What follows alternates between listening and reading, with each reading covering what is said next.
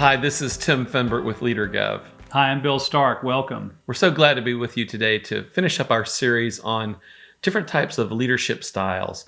And today we're going to talk about a style that is, I think, misunderstood, called a laissez-faire leader. But this is really all about not just the style that you kind of fall back on, but the fact that we all need to have agility as leaders to move in and out of these different styles at different times. There is times when it would be very effective for you to be a laissez-faire leader, and maybe some times where it might be less effective. So, we know laissez-faire leaders by the definition is kind of hands-off. They allow their teams to have a lot of autonomy. To the decision-making authority is kind of passed down to the team where they can fail and make some mistakes. But, their teams are really developed because they're having to make their own decisions. Laissez-faire leaders also typically give their teams a lot of resources. So they know what they need. They make sure they have what they need to be successful. They just don't tell them how to do it all the time. And it can be a very, very effective leadership style that way. Yeah, Tim, you mentioned it. The laissez-faire leader oftentimes is misunderstood as being lazy and just being sort of disinterested. And that's not really true. They actually, in a way, are more strategic, I think, perhaps than other leadership styles. But for sure, one of the hallmarks of this laissez-faire leader is that they do trust their employees. They just inherently believe that people know what needs to be done and they allow them to do it. They give them a lot of flexibility. They are hands-off, as you say, Tim. They also, take a low involvement in activities, so the employees kind of take over and do it the way they feel it needs to be done. I guess the implementation of it is up to the employee. And that's a real benefit. If you're an employee, you're going to get to try a lot of things under a laissez-faire leader. I think about famous leaders, and I think perhaps Ronald Reagan might have been a laissez-faire leader. He came into office with just two big goals he wanted to accomplish: the defeat of communism and restoring the economy. And that was it. And he set this tone, and he was sort of hands-off and let his department heads make a lot of decisions.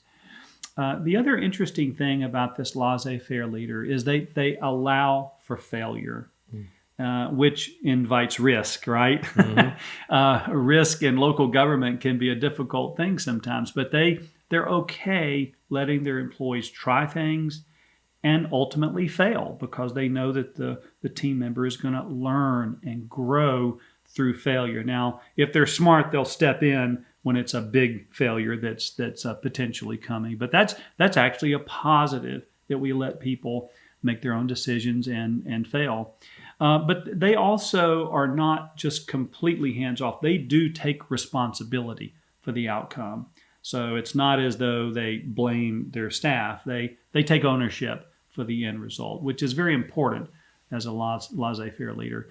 So a couple of benefits from being a laissez-faire leader, whether you are this person or someone under you is this laissez-faire leader, is that they really do value employees. And the employees feel valued when they have a laissez-faire leader because the employee has some discretion. They can do things the way they want to do them.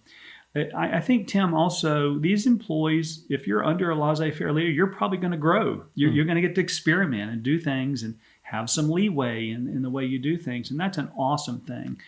One other thought, Tim, these laissez-faire leaders, and this is something for other people to think about with this style, is they actually have time freed up to think strategically.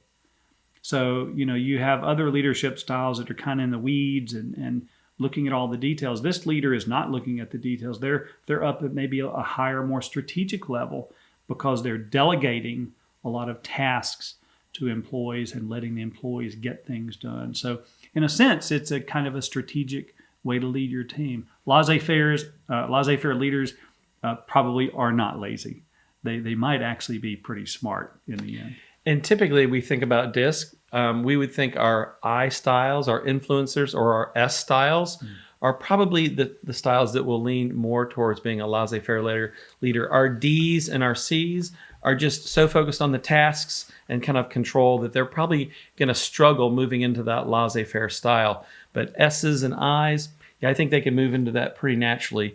And with S's and I's, there's some challenges there, and of course there's some challenges associated with a laissez-faire leader. And you kind of touched on some of those things, but employees who are not who are given all this autonomy may feel that they're being ignored, or that the leader may not have their back at times. A laissez-faire leader, to be effective, has to have the trust of their employees that, hey, when things go bad, I'm there to back you up. So there may be some degree of a laissez-faire leader that could get you in trouble. If you're all about it 100% all the time, there's some pitfalls there that your team are going to find themselves in, just not knowing where they stand with you. You give them so much, you're kind of allowing them sometimes to take the fall because they're taking all the risk and the decision-making authority that you've passed down to them. So just some things to keep aware of.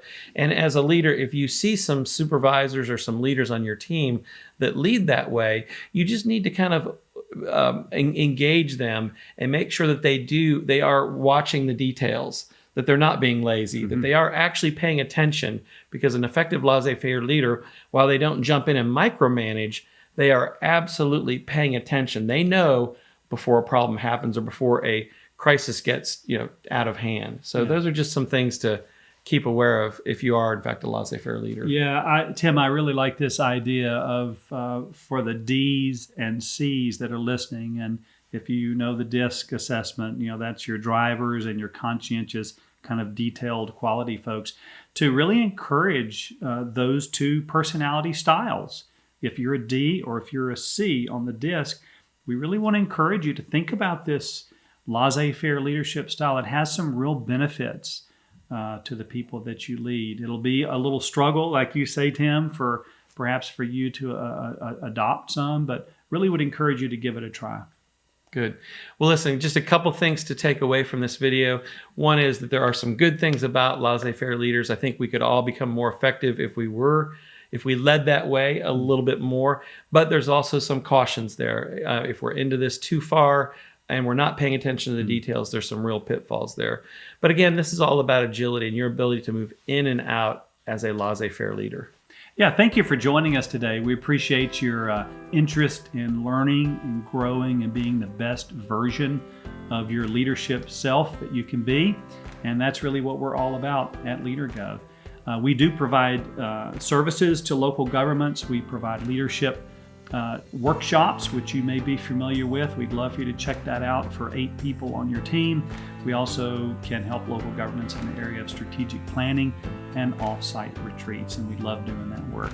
Lastly, if you want to check us out on Facebook or LinkedIn or the other social media platforms, please do. We post podcasts and articles and other things there from time to time. But anyway, thank you for being with us today. And again, thank you for investing in yourself to be a better version of you.